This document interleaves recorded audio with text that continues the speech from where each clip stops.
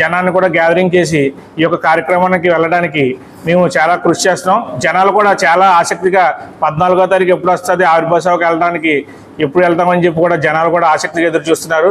అదేవిధంగా ఆ రోజు ఉదయం 9 గంటలకు కూడా మన గాంధీ బొమ్మల సెంటర్లో గల జనసేన స్తూపం వద్ద నుంచి జనసేన జెండా ఆవిష్కరించి అక్కడి నుంచి మన ఆవిర్భావ సభకు వేలాదిగా తరలి వెళ్ళడానికి కూడా మా జన సైనికులందరూ కూడా పిలుపునిచ్చారు. ఆ కార్యక్రమం కూడా అందరూ ఇచ్చేసి జయప్రదం చేయాల్సిందిగా కోరుతున్నాం. నమస్కారం అండి. ఇక్కడికి ఇచ్చేసిన పాత్రికేయ మిత్రులకి, print media and electronic media మిత్రులందరికీ నమస్కారం తెలియజేస్తూ, అలాగే ఇక్కడికి ఇచ్చేసిన మా నాయకులందరికీ కూడా నమస్కారాలు తెలియజేస్తూ, మార్చి 14వ తారీఖున జనసేన 12వ ఆవిర్భావ దినోత్సవం సందర్భంగా ఈరోజు ఈ మీడియా సమావేశం ఏర్పాటు చేయడం జరిగింది. మా వంతుగా యలమంచిలి మండలం నుంచి 5 బస్సులకి ఏర్పాటు చేయడం జరుగుతుంది. అలాగే ఒక 40 కార్లు, 40 ఇంకా పైబడి కూడా ఉండొచ్చు. అలాగే ప్రతి గ్రామంలో కూడా ఆవిర్భావ దినోత్సవం కోసం మీటింగులు జరుగుతున్నాయి. ఈరోజు సాయంత్రానికి ఇంకా ఎన్ని కార్లు వస్తాయి, లేకపోతే ఇంకా బస్సులు సరిపోతాయి లేదా అన్నది ఒక నివేదిక వస్తుందండి. అలాగే కళ్యాణ్ గారు ఈ యొక్క 12వ ఆవిర్భావ దినోత్సవంలో ఆయన మాట్లాడే మాటల కోసం జన సైనికులు, జనసేన నాయకులు కానీ, జనసేన వీర మహిళలు కానీ అందరిలోనూ ఒక ఉత్కంఠ ఏర్పడి ఉంది. ఈ యొక్క సభకి పాలకొల్లు నియోజకవర్గం అంతా విచ్చేసి, ప్రజలందరూ విచ్చేసి జయప్రదం చేయవలసిందిగా కోరుతూ, ఈ సమావేశానికి విచ్చేసిన మీడియా మిత్రులందరికీ ధన్యవాదాలు. ఏదైతే మార్చి 14న పిఠాపురంలో జరగనున్న ఆవిర్భావ సభ నిమిత్తం ఈ సమావేశం ఏర్పడడం జరిగింది. మా మండలం నుంచి పోడూరు అండి. పోడూరు మండలం నుంచి మన పార్టీ, మన నాయకులు చేసిన దాని ప్రకారం మేము 2 బస్సులు పెట్టుకున్నాం. అదేవిధంగా దాదాపు 10-15 కార్లలో సొంతంగా వచ్చి జన సైనికులు ఉన్నారు. ఏదైతే 14న జరగబోయే పిఠాపురం సభకి పోడూరు మండలం నుంచి మునిపెన్నడూ లేని విధంగా జన సమీకరణ జరుగుతుంది. మా నాయకుల ఆదేశాల ప్రకారం ప్రతి గ్రామం నుంచి 20-30 మంది తగ్గకుండా ప్రతి ఊరు నుంచి జన సైనికులు స్వచ్ఛందంగా వచ్చే జన సైనికులు ఉన్నారు. కాబట్టి మేము తగిన ఏర్పాట్లు చేస్తున్నారు. భోజనాల దగ్గర నుంచి అన్ని ఏర్పాట్లు మా జనసేన నాయకులు చూసుకుంటున్నాం. 14న జరగబోయే సభకి వేలాదిగా తరలి వచ్చి పాలకొల్లు నియోజకవర్గం అంటే జనసేనకి పట్టుకొమ్మ, కనపడని బలం మనకుందని అందరూ నమ్మే పాలకొల్లు నియోజకవర్గం నుంచి ఈసారి దద్దరెళ్ళిపోయేలా మా పోడూరు మండలం నుంచి మేము గ్యాదరింగ్ అవి చక్కగా చేసుకున్నాం.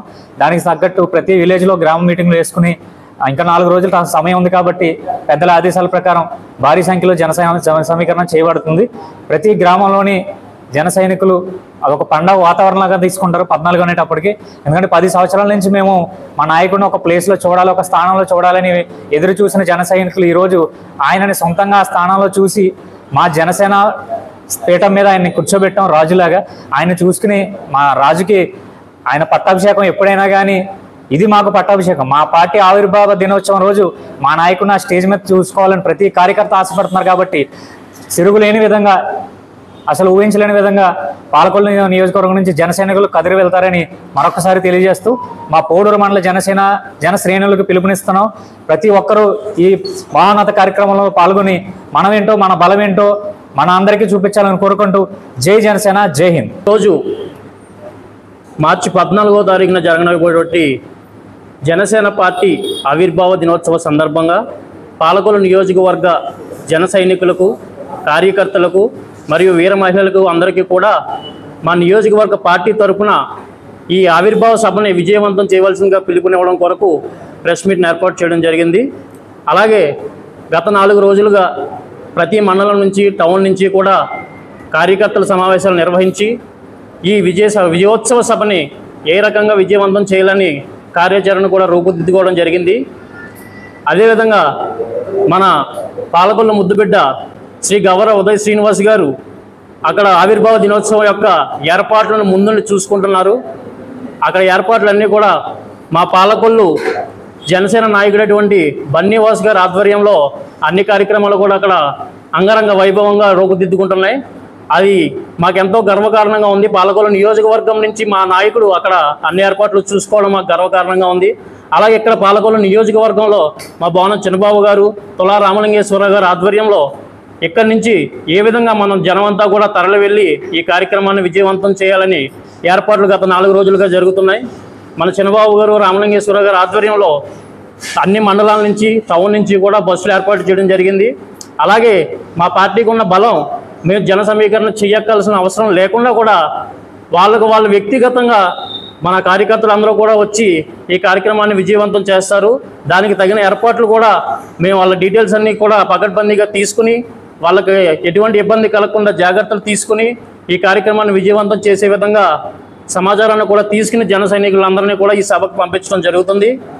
అదేవిధంగా మా జనసేన పార్టీకి ఉన్న బలం ఏంటంటే ఇప్పుడున్న పరిస్థితుల్లో మా జనానికి సరిపడా గ్రౌండ్ని మేము ఎత్తుకోవాల్సిన పరిస్థితి. అదే వేరే పార్టీలకి ఆ గ్రౌండ్ నిండే జనం వస్తారో రారో అని ఎత్తుకోవాల్సిన పరిస్థితి.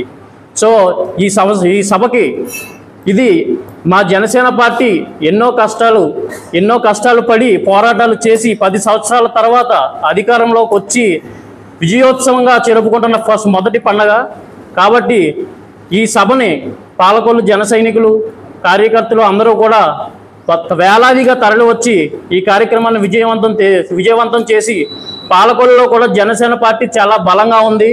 పాలకొల్లు జనసేన పార్టీ కూడా ఈరోజు ఇంతమంది వేలాది కార్యకర్తలు బలాన్ని చూపించారని మళ్ళీ ఇంకొకసారి పాలకొల్లు జనసేన బలాన్ని నిరూపిద్దామని చెప్పేసి నియోజకవర్గ కార్యకర్తలందరికీ కూడా పిలుపునివ్వడం జరుగుతుంది. మరి మార్చి 14వ తారీఖున జరగబోతున్నటువంటి ఆవిర్భావ దినోత్సవ వేడుకకు మరి రాష్ట్రం అంతా కూడా మరి ఎదురు చూస్తుంది. ఎందుకంటే గతంలో జరిగినటువంటి ఆవిర్భావ దినోత్సవాలన్నీ కూడా ప్రభుత్వం రాక మునుపు మేమందరం కూడా ఎంతో కష్టపడి మరి పార్టీని మరి ఇన్నేళ్లుగా నడిపించుకుంటూ మరి జాగ్రత్తగా ప్రతిపక్షాల ఒత్తిళ్ళకి తట్టుకుంటూ మరి ఇబ్బందులన్నింటినీ ఓర్చుకుంటూ జెండాను భుజాన్ని వేసుకుని మోసుకుంటూ మరి పార్టీని నిలబెట్టాం. మరి ఈరోజు అధికారంలో పాలిభాగస్థులం అయ్యాం. కూటమిలో భాగంగా ఈరోజు పంచాయతీరాజ్ శాఖ మంత్రిగా, డిప్యూటీ సీఎంగా జనసేన పార్టీ మరి ఎదిగింది.